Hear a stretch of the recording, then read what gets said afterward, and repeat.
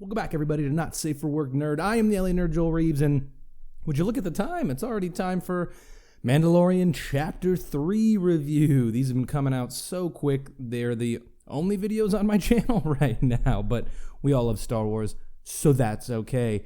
At the end of Chapter 2, we saw Baby Yoda and the Mando sail off into the distance peacefully? Well, they cut that short real fucking quick because the Mando at the beginning of this episode does exactly what we were hoping he wouldn't do, which was give Werner Herzog the fucking Baby Yoda. He straight up sells it out for a shit ton of Beskar. I'm talking gold mine level Beskar. He takes this Beskar to the forge that we saw in episode 1, and he gets the shiniest, probably the strongest set of Beskar armor we've ever laid our eyes on. It makes Boba Fett look like a pile of trash. Now, did he have to flex on everybody like this? No. But he's the motherfucking Mando, so he did.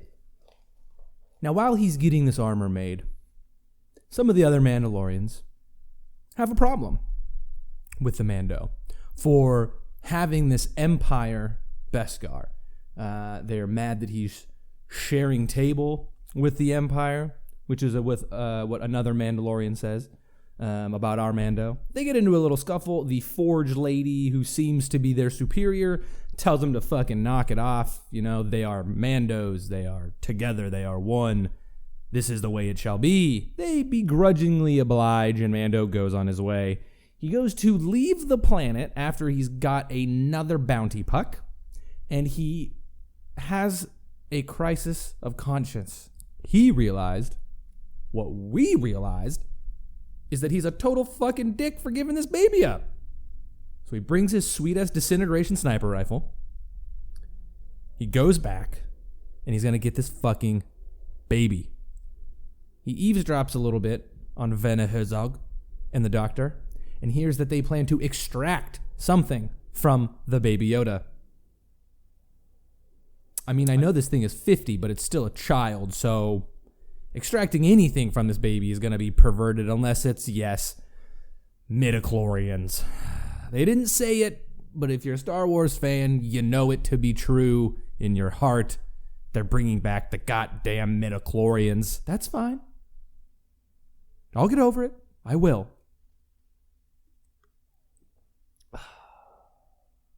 Even though we have to deal with these midichlorians in the back of our brain, we are treated to a Rambo-style fucking ambush by the Mandalorian on Werner Herzog's, what do you call it, an estate, a bunker, an evil lair?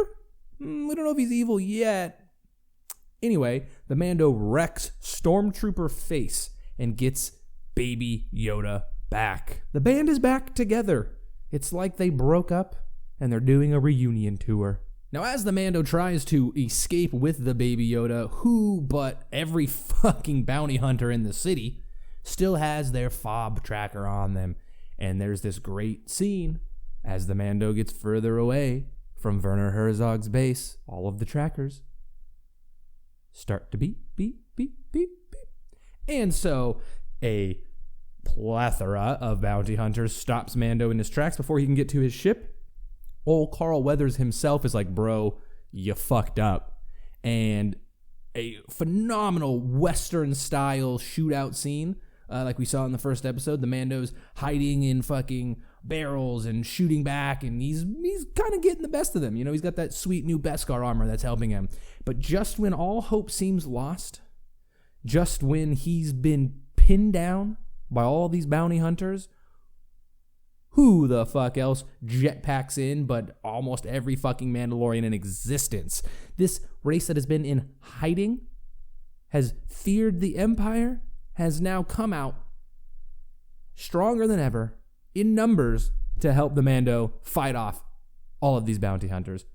We finally get to see Mandalorians kicking ass together since, you know, Boba Fett didn't really do shit when we first were introduced to Mandalorians.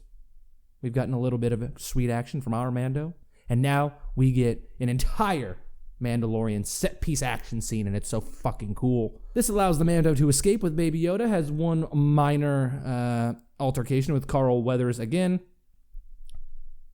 Makes short work of him, as he's made short work of literally everything so far. Flies away with Baby Yoda. Peacefully again? We don't know. But the Mando that he is seen fighting with earlier in the episode is jetpacking next to him. Gives him one of these. Veers off. And our Mando, as cheesy as this line is, I love it, goes, I gotta get me one of those. And you do, Mando. When is our Mando gonna get a jetpack? It's not fair. So this brings up the big question now. Where does the Mando go as a fugitive? The enclave of Mandalorians that they've been hiding in is no longer safe because they've given themselves up in this city. I don't think he would want to bring Baby Yoda to wherever they relocate to next to put them in danger. He's on the run, and this can only give us more bounty hunter v. bounty hunter action. And the midichlorians. We have to deal with the midichlorians again. But maybe we get to see more Force used by Baby Yoda, which would be fucking badass. We'll find out in next week's episode of The Mandalorian. Thank you all so much for watching this episode of Not Safe for Work Nerd. Please follow me everywhere on social media at I'm the LA Nerd. I want to hear what you think about this episode. Do you think we'll see more Force used by Baby Yoda? Did you love seeing the Mandalorians fight together? And do you think the Mandalorian fucked up by going against the Bounty Hunters Guild and saving Baby Yoda in the end? Please like and subscribe this video. I've said it every time, so I'll say it again. I've been getting a new subscriber every time, and it really does fucking help. So please, help me. And thank you so much for watching. Later, nerds.